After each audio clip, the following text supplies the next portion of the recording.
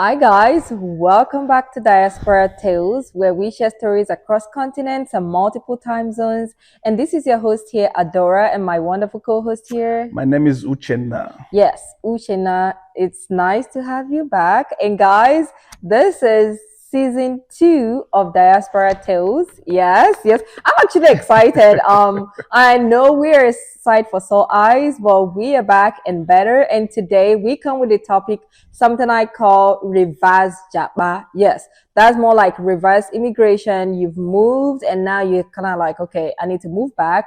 So now I'm gonna ask you, in your own sense, what do you feel like reverse japa means to you? And when do you ever come to that realization that, hey, I feel like it's time to, wrap it up?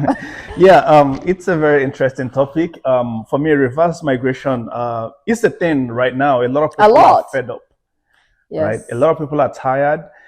Life in the West is like the more you make, the more you're punished for making more. Like the taxes, it is crazy, right? I know people back home don't want to hear this part of life in the West, right? They think when you say it, they think like maybe you're trying to discourage them from coming. And they were like, oh, let's go first. By all means, if you have a way to get a visa to escape from the motherland and come over, do it. Do it. Yes. By all means, do it. No human being deserves to spend the rest of their life, the whole life they have, stuck in one continent. Okay. Right?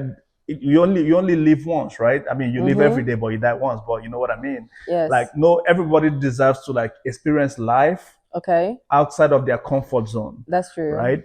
Try to see life from different angles. You know, kind of that way you're making a more informed decision and you have a wider understanding of life out there. So like when people come over to the West, coming from Africa, we always have this mentality of, hey, it's all rosy, it's a bed of roses. Once you come, your problem just evaporates. All your problems are gone. But then when you stay 1 year, 2 years, 3 years, then you start to see, maybe it's not what I thought it was. I mean, believe me, there are so many opportunities out in the West, right? Yes. If you are willing to work. But there are certain things, there are certain pros and cons to living in both places. There is something we're going to dive into it today. No, there's something you said now. Sorry, I cut you off. But when you said, if you're going to work, most Africans can work. Believe me. Of course. I know that. So I feel like moving to the West levels the, playing ground. Yeah, where you don't need to know a politician to get a you don't need to know someone to get a job. It's all about your skill set. It's all about, how much or your degrees or your experiences that actually speaks for you. Unlike back home, I'm not saying there's corruption. There's no corruption here. There is really, but in the land work, let's be honest. Let's be honest with ourselves. Corruption here, the land work. Compared to Nigeria, compared to where we're coming from. Yes, that's everybody true. knows this, so let's not just sugarcoat it. Exactly, it is what it is. So what I would say is this, right? For anyone, and I will tell you, this is something I am personally considering, and I have had people tell me, you must be crazy, Adora, to even think of moving back, because I have kids now that in my head, I'm like, is this all they're gonna know? Is this, and if you know anything, or even African Americans or people don't know their culture, or first generation Nigerians, for example, where, they were, things like that. They don't really know where they came from. And I'm like, I don't really want to, something like that. And we're like, we don't want our kids to be these things we laugh about. Like, I want them to have a little peek of, the culture, where we came from. But looking at that on a front scale, you have to peel back and look what's behind. Now, it's more on before you japa, is it worth it? Is it because the vibes, you go to Nigeria, you see the Owambe every day, and you're like, okay, man, life has to be vibes back home. Why? You have to first of all define why you want to move back. And then you have to really see if your current lifestyle where you are can fund, or if you have a job that, you have to make plans, right? So, I mean, I think looking at the pros, I want to look at the pros right now of moving back to the motherland, right? When you have some money saved up, of course, before you start making such plans, I suppose you must have some money saved up, right? It's not about saving. way where income comes in? Yeah, if you have a way of money coming in, or if you have some money saved up, your money kind of goes a long way It back in the stretches. motherland if you can avoid Lagos, right? Trust me, Lagos is more expensive than some cities even in the United States, Yes. right? If you can avoid Lagos, there's even Abuja is better. Like in my opinion, like a lot of people might disagree with me on that, but I think Abuja for me is preferable to Lagos. Like the traffic, the cost of living, everything, in my opinion, Everything, the yes. infrastructure, the planning of the city, right? There are so many other cities, right? Depending on what you're going back to the motherland to do. For If you're work. going to maybe establish a business, of course, I expect that you could have gone back first, do some little Visit, research, yes. feasibility studies, like, is this going to sell here? Yeah. You know, I had one funny one on Instagram the other day. Someone went to Warri to open a coffee shop. He didn't do his market research. Who drinks? They said after a few weeks, started adding bread. He started adding other little things, because who drinks coffee and Warri? You know, I mean, some people might, but come on, how many people drink? How many people? So you have to do your feasibility studies. It's not just because it's shiny, it's working in the West, you think it's gonna work in every city in the motherland. Every city, that's right? true. And like Adora said, it's not like the 2 weeks that you go back to do Dirty December, you think, okay, I know Nigeria now. Yes. No. You have to take out 2 months at least, right? Go to the city that you want to invest. If it's Port Harcourt, for example, right? You go to Port Harcourt to be like, okay, what can I do in Port Harcourt, right? That's if you want to do business. Yeah, what kind of service can I provide, right? It could be anything. It could be car rentals, right?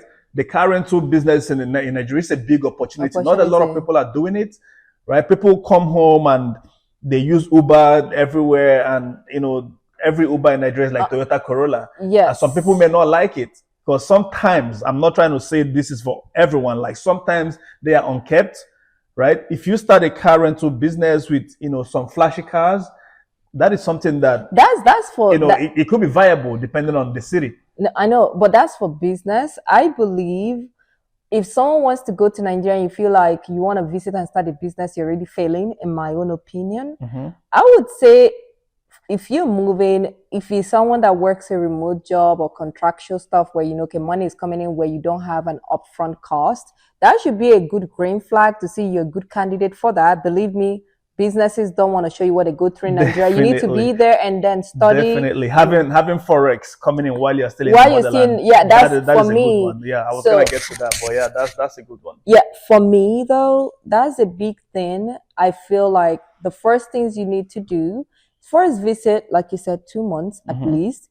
And if it's a place where it rains a lot, visit during the rainy season to see if it's something you can deal with. If it's a place with lots of traffic, try to visit to see Lagos. Exactly, Lagos, and try to visit and see, is this something you can do? And there's a lot of expatriate jobs you can even look into. You don't have to, but those are things you have to look into. If you feel like you're a good candidate to move, you visit, you do your research, you make sure your job can actually fund you. And someone like me that have kids, you don't want to know how many times I've been on Instagram trying to look for schools, what parents are saying about the school, the proximity of where you want to live and the school. Those are the little things you have to actually check. How much groceries cost, local help, because in Nigeria, believe me, you would need it. Like say local help, or except if you're living close to family. Those are the things you really need to do. That's on the pro, like planning side. Yeah. But the pros is that your kids get to grow up with more extended family, or even your cousins grow up together. They get to flog them small. Yeah, exactly.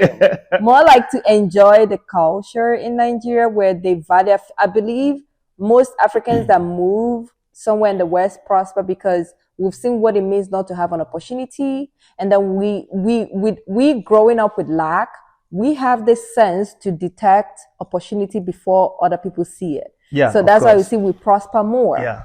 So I feel like that's kind of that kind of sums it up. But I think we are avoiding the huge elephant in the room. Which is right. We have to discuss about the insecurity, especially when you're thinking about taking your kids back there, right? Yes.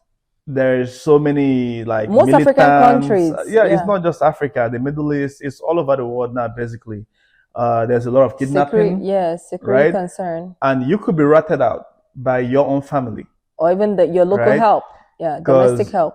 we have this, in one of our topics in season 1, we talked about the black tax. Yes. Right? We have family members feel entitled.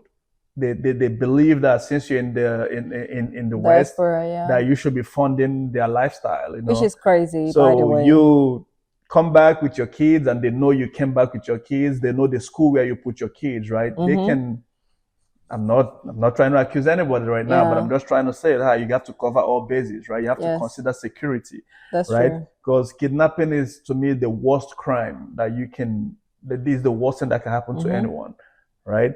So the insecurity level right now, it's alarming, crazy, right? In recent times, we've seen the back and forth with Trump and the Nigerian government. Yes. It is crazy. It is something to consider, and it is something that will put a lot of people off. And I feel the media don't carry much of that news. Yes, it is really bad in certain parts of the country. Right now, it is spreading like wildfire. So it is something to consider before you move. And also, secondly, for the kids, depending on their age, right? You don't want to take them back there at a very early age, because you don't really want, having an accent is not bad, but you don't want them to kind of, still have that thick accent when they come back here to the West, because, the West being what it is. It shouldn't be a reason. It should not be a reason. I think it's something to consier.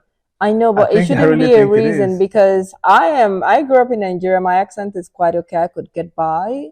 But I don't think it's a reason. I feel like taking them young is nice, because they can get the best of both worlds here and there. When it comes to accent, most people have seen that they can fluctuate. Now, when we're saying young, what age do you consider to be young when it comes to taking kids back to the motherland? It doesn't really matter. Accent should not be like a big reason. Accent is an identity. I want, if someone sees my kid, let them know where they grew up in. So I'm really... Yeah. I'm not against them having an accent, but what I'm saying is, like, let them kind of start speaking well. Okay. First. Language. I would say, I wouldn't say accent. I would say language. Well before you take them on that journey. I would say maybe between 7 to 10 years old.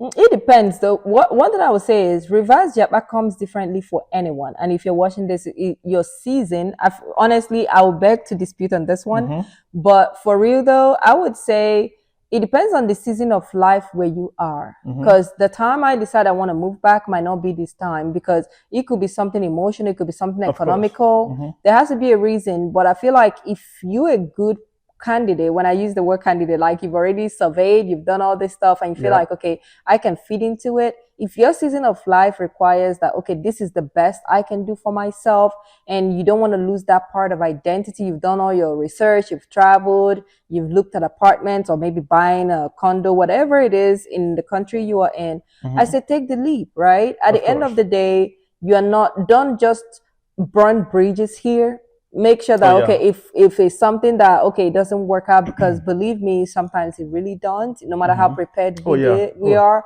So for me, my guess would be to visit, know your reason for moving back, and make sure you have you were saying savings, and I'm like, savings can run out, something can happen. Just have a steady means of income, right? So, like, except you're a billionaire where you don't have to work. It could be a rental property. Yeah, it could be anything. It could be at a remote job. Yeah, that's what I'm saying. That it could be anything. One thing I would say, whether it's business or whether it's a 9 to 5, whatever you're doing, be very confident that can fund your life when you move back. Yeah. And also, I know some people have moved back. If you go on TikTok, a lot of African Americans is moving to Nigeria. I don't know if they found a gold mine there.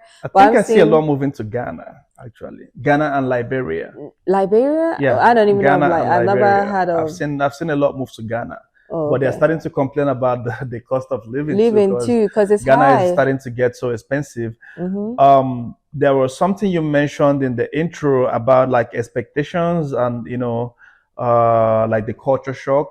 Yes. Kind of reverse culture shock now, because you're living in the West for years, and you're used to, like, the electricity being constant, the roads being paved, and stuff like that.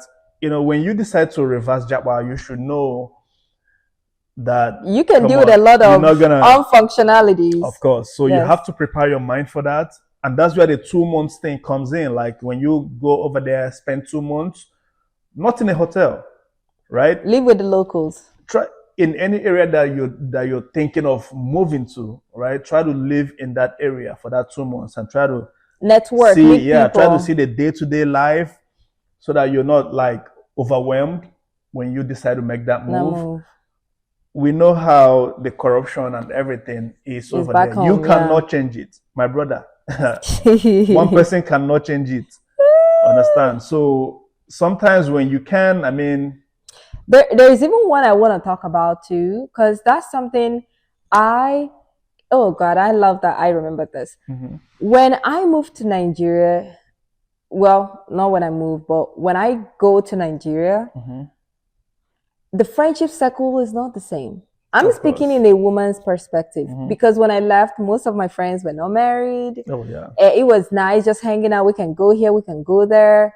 But now when you move back, it's gonna be hard to hang out with some of are married, some have japa. So Yep. sometimes what you're craving is a connection. It's kind of like is a connection that the connection that you used to have in the past, and you crave sometimes it. you may never get that back. You might never get that is back life. because that's the truth. Because there was a day I went to a place I used to know. I didn't know anybody there, just new faces. I sat down, I ate, and I'm like, but this everything is different. Everything now feels different. Imagine if I moved for that.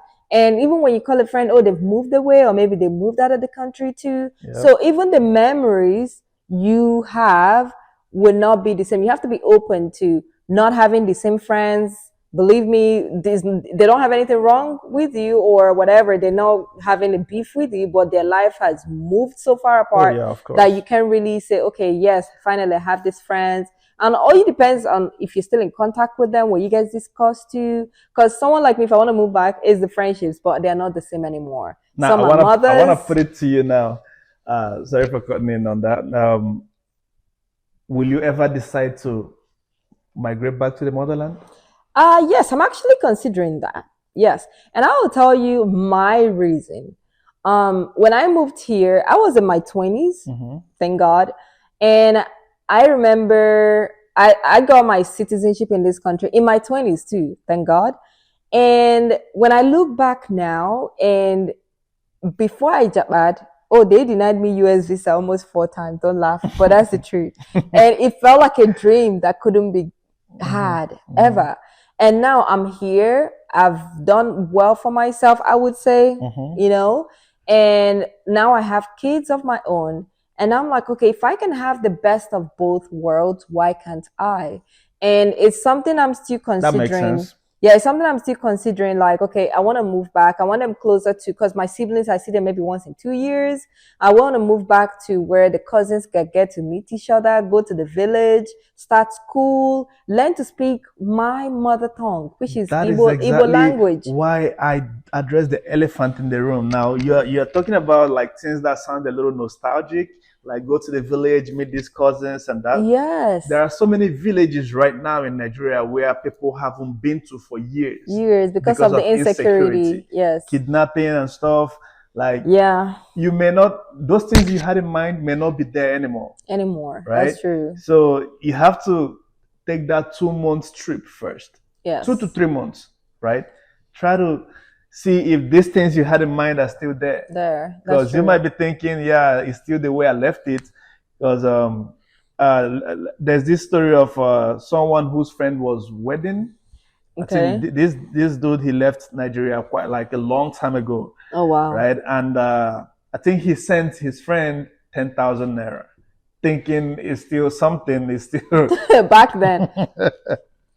So the friend came online. The friend brought it online. Like, my friend in the UK sent me, and it's always UK people.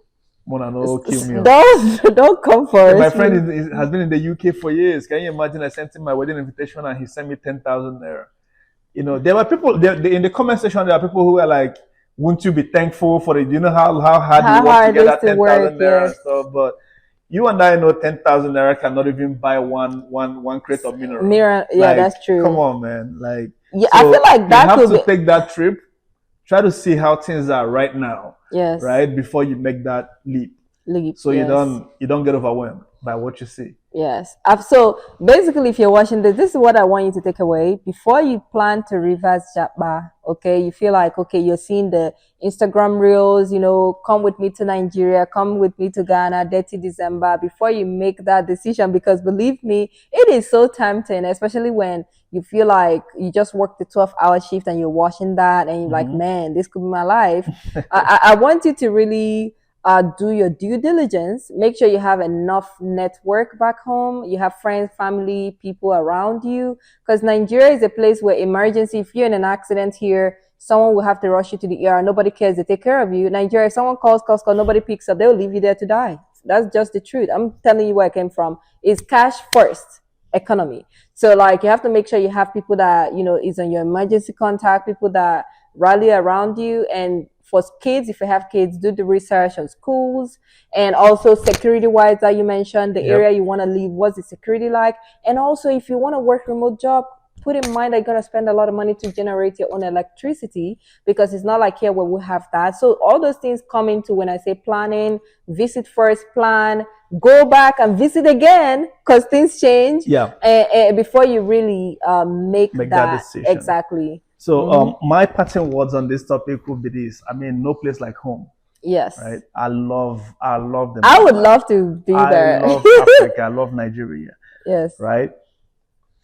The food feels natural. The food tastes different. The chicken, everything feels different. Yes. Once you land and get out of that airplane, there's a different way you breathe. Yes. Right.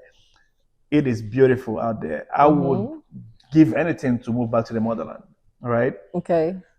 By all means, if you're thinking about it, explore that option. Right? I mean, you could feel more fulfilled back home than here in the West. And don't be ashamed. No matter how long you've lived in the West, you are still an immigrant, even if you're a citizen. Yes. Right? So if you think you should move back home, and come on, give it a try, right? Do not uproot everything you have here in the West to do that. Leave some things to fall back onto, just in case. If it fails and like if you don't like it, like a plan B, right? So by all means, explore that option. Do not die in regret, right? If you're thinking about doing it, make a plan. Like, hey, from this year to this year, I'm gonna do this, put this in place, and then I'm gonna try it. Yes. Who knows? You might make it out there. So if you're watching this, I would love to hear your story. If you've reversed japa, your experience, what country you went back to, whether you're from Ghana, any African country, honestly, or any country at all, where you've lived at a country and you feel like, okay, I need to move back. I would love to hear your story. So if you can please share your story. We actually have diasporatales.com, or also you can even email us stories@diasporatales.com. We would love to read your story. We would love to hear your experiences, because you are the reason why we're here. Of course. And you guys are the reason why we do this. We'd love to hear your story. Please share, subscribe, comment, like with your friends. And yeah, welcome to season 2. And I can't wait to ride with you guys. Thank you so much. Thank you guys. All right, guys. See you. Bye.